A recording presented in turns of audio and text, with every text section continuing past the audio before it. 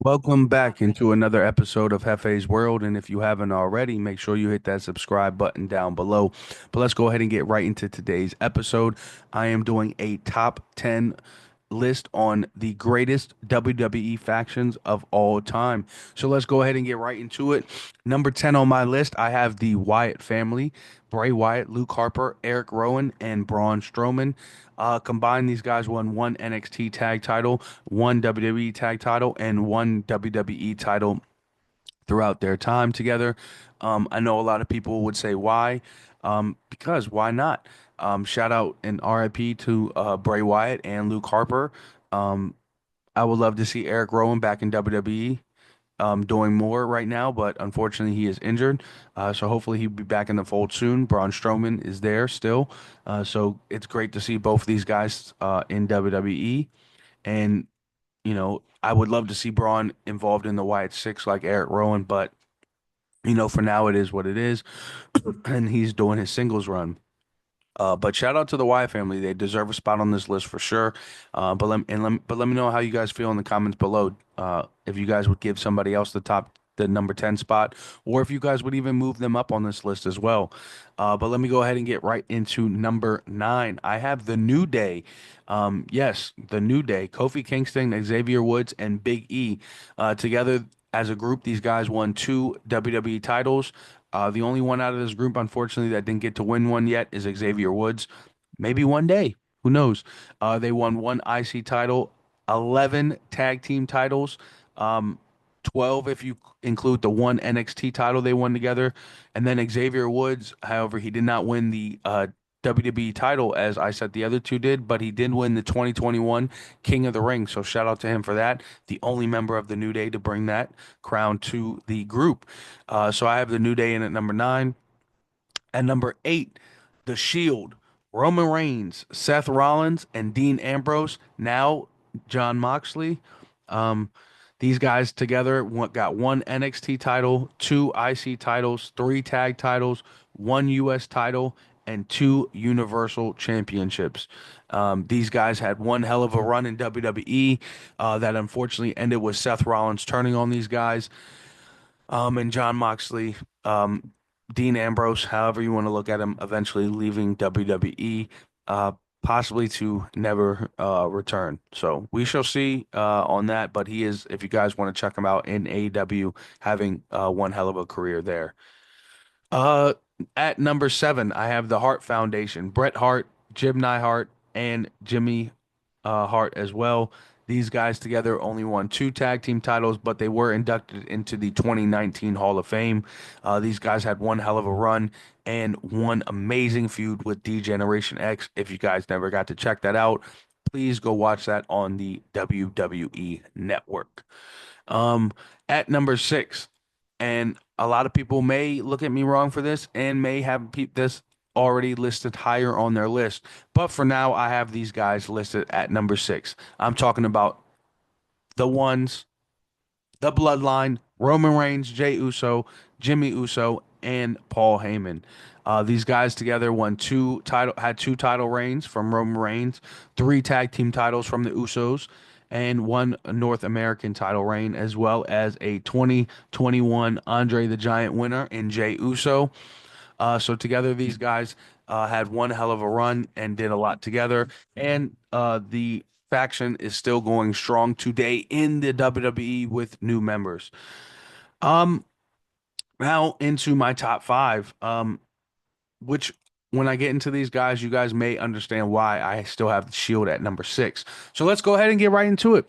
At number 5, however, this isn't technically a WWE stable, but we have WWE members that continue to have the roots and continue to do what it does in WWE. I'm talking about the Bullet Club. This Bullet Club was created in 2013. They have various members. I am not going to go into depth with all the members because that would take me like 5 minutes. And of course, they've won multiple titles across various promotions. So I'm not going to go into that list again because why that list would again take 20 minutes of our time. But I will tell you guys that Finn Balor, Prince Devitt, he was the guy to initiate the Bullet Club, and the Bullet Club is still standing strong over 10 years later. So for me, I have them listed at number five. At number four, I have the NWO, Hulk Hogan, Kevin Nash, and Scott Hall. Together, these guys combined won six world titles, six tag titles, one U.S. title, and they were inducted into the 2020 Hall of Fame for the WWE. Now, obviously, if you go and you look at their Wikipedia page, there are some more there are some more titles won throughout this group. But between these three main members of the group that I'm going through here, that is what they won. Those guys were the originators of the group, so that is all I'm going to go through. But these guys had more members as well, and a couple more title reigns. Number three on my list, a group um, that, in my opinion, changed a lot of things, and I wish they would try and recreate in some form or faction right now. I'm talking about the group of Evolution that had Triple H, Ric Flair, Randy Orton, and Batista, two young guys, a main eventer, and an old veteran.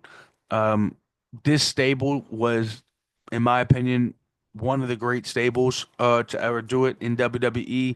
They had five world titles together, two tag titles, one Intercontinental Championship reign, and a Royal Rumble winner in Batista from 2005.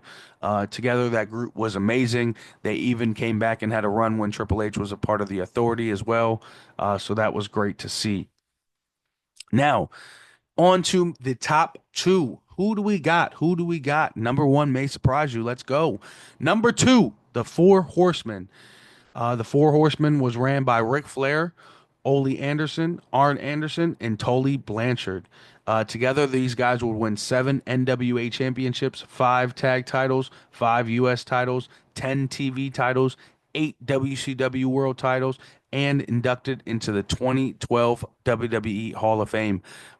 These guys were in my opinion, like cream of the crop when it came to factions. These guys are the standard, the anything you can think of.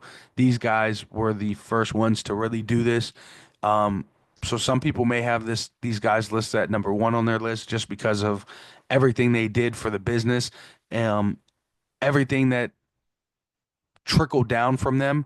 Because I feel like without the Four Horsemen, do we have the rest of these factions? Would factions be a real thing?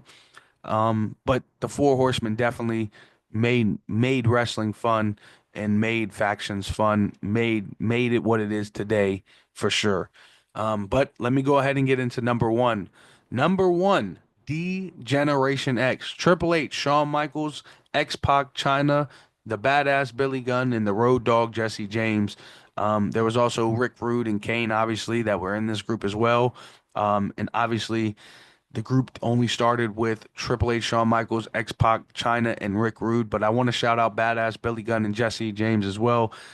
These guys had an illustrious full career altogether in D Generation X, winning four WWE WWF championships, four IC title runs, five European title runs, two hardcore title runs, 10 tag team champions, one women's champion in Stephanie, not China, and then a 2019 Hall of Fame induction as well. With some of these members getting two Hall of Fame inductions, as Triple H will be inducted this year. Michaels was already inducted as well. So shout out to all these guys, man, and shout out to everybody on this list. Let me know how you guys feel about the my top 10, and if you guys have these guys in a different order, number one and number two could be interchanged. Maybe some other ones could be interchanged as well. Let me know how you guys feel in the comments. Make sure y'all hit that subscribe button down below, and I'll see y'all next time. Just remember, this is Hefe's World, and you're just living in it.